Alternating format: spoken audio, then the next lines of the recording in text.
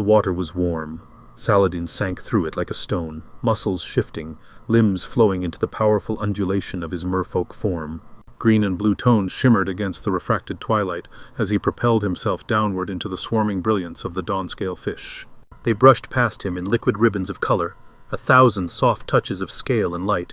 The seafloor came into view, dark, pocked with debris, nets, and the shadows of memory. He slowed.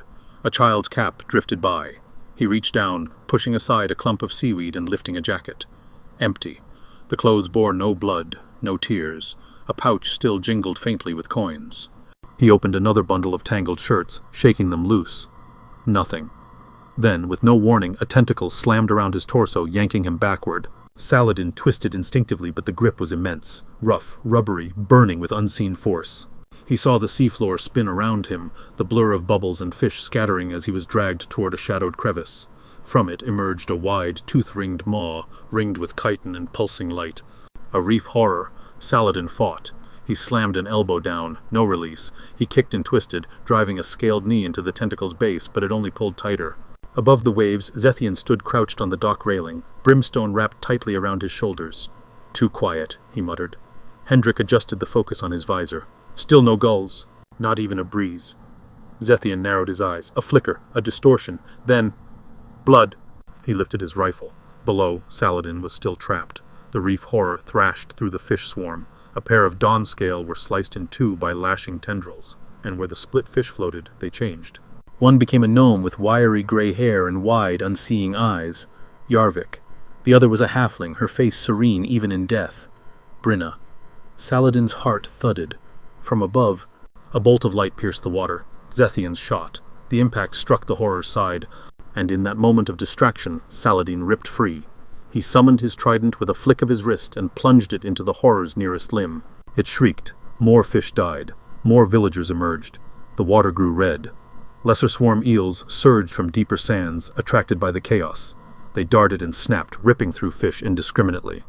One Dawnscale became a naked human boy as it died. Another morphed into a turtle mid-bite, shell-cracking under pressure. Zethian fired again, and then again. Hendrik joined, raising the gleaming hilt of his sword of order. A pulse of radiant laser carved through a tentacle. The reef horror reeled. Saladin drove the trident deeper into its core. The creature lunged in retaliation, dragging him down again, jaws snapping, then it broke the surface. A blinding flash of bioluminescent energy pulsed from its head, aimed at the docks. Zethian rolled aside, shielding his eyes. Brimstone growled. "Son of a fish fucker!" He spat, raising his rifle one last time. The final shot lanced downward, splitting the horror's head in a burst of ichor and color. It exploded. The blast rocked the water. Bodies and fish flew outward. Saladin was hurled back, and Hendrik nearly lost his footing on the dock. One eel was obliterated. Others scattered. Blood. Silence. Then gasping breaths. Saladin surfaced. He spotted a flickering Dawnscale nearby. With a grunt, he grabbed it and threw it onto the docks. It landed with a wet smack, and changed. A soaked, shivering Kenku woman lay gasping. Eyes wild. Saladin's eyes widened. It is them. One by one, he hurled more fish ashore.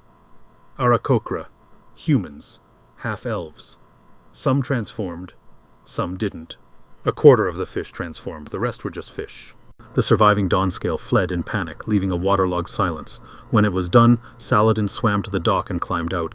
As he broke the surface, his tail shifted back into legs. He knelt, coughing. He looked up. Dreven Shallows stood there, feathers matted, eyes confused. "Sal!" the tabaxi croaked. What happened?" Saladin stood slowly, dripping. "You tell me." Dreven shook his head. "I was in my house. Then I had to go outside. Had to swim. Never wanted to swim before. I walked straight to the docks and dove in. Then, nothing." Others nodded, murmuring. They had the same memory. A feast, a good catch, celebrated on the 3rd. Saladin frowned. "That was over a week ago." A Varric driftshade spoke. "But the moon's only just waxing now. First quarter should be tomorrow."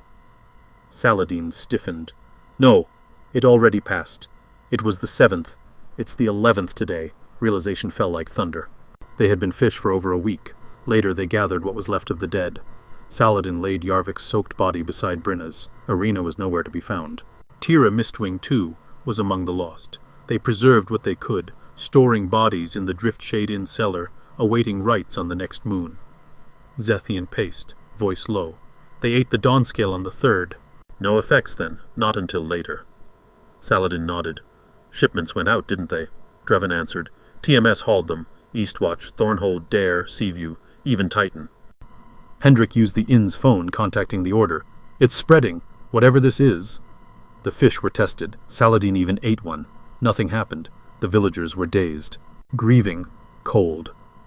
Saladin sat on the dock beside Rokan Broadfin's torn shell. He pocketed a tooth from the horror, then he stared into the water.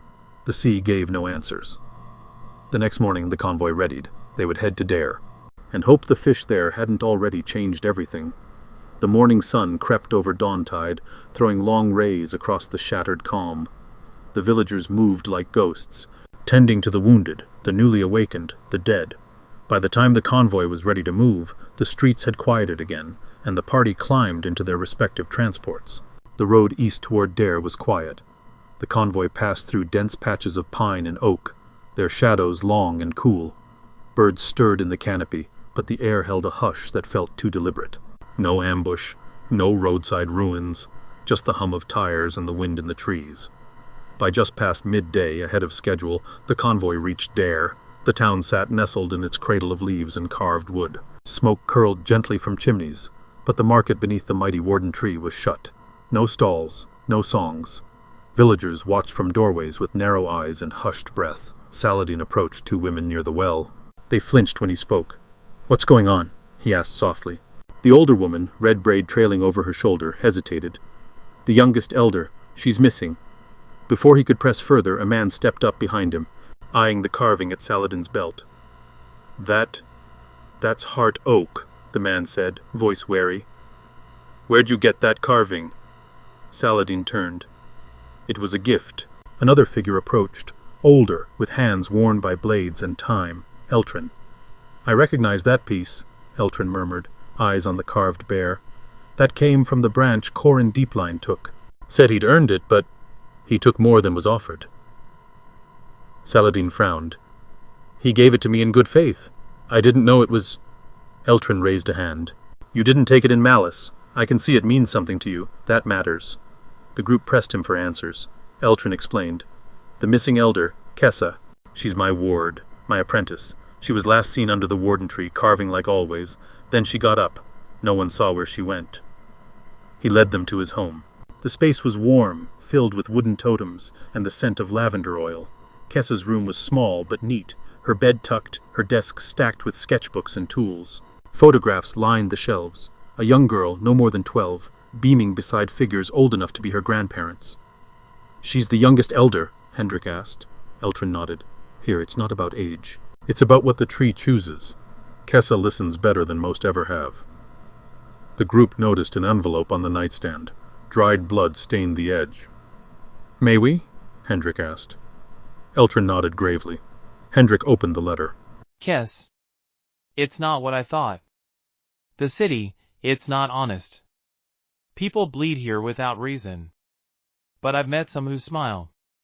There's a girl at the soup stand who laughs when I say Carver's not. Says I talk funny. I think I'm going to leave the job.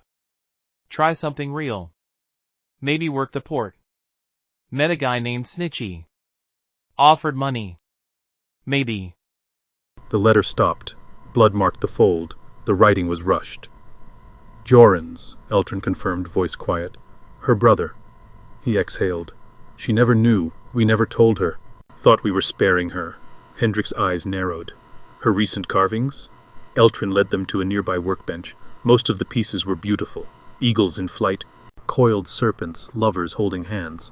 But the recent ones, knotted limbs, screaming mouths. One looked like a tree trying to pull itself from the earth. "She said the wood fought her," Eltrin whispered, "that it wanted to come out wrong." Hendrik raised his hand, calling on his divine senses. Most of the room glowed with a sacred stillness. But those twisted carvings, they shimmered with desecration. "Bad magic," Brimstone muttered, fur bristling. Zethian slung Brimstone free from his shoulder, summoning him into his living form. "Track it." Brimstone sniffed, ears twitching. Then, with a low growl, he padded toward the door. "The tree," he rumbled. "Smells strongest there." The group returned to the warden tree. Saladin knelt at the carving site. He saw nothing amiss, no blood, no broken tools, but the bark above showed faint yellowing, and several leaves had turned brittle. He stepped closer and hugged the tree. The bark was rough, warm. It pulsed faintly under his arms, a heartbeat or a memory. He closed his eyes. Somewhere beneath him roots shifted. Somewhere nearby, a voice was still weeping.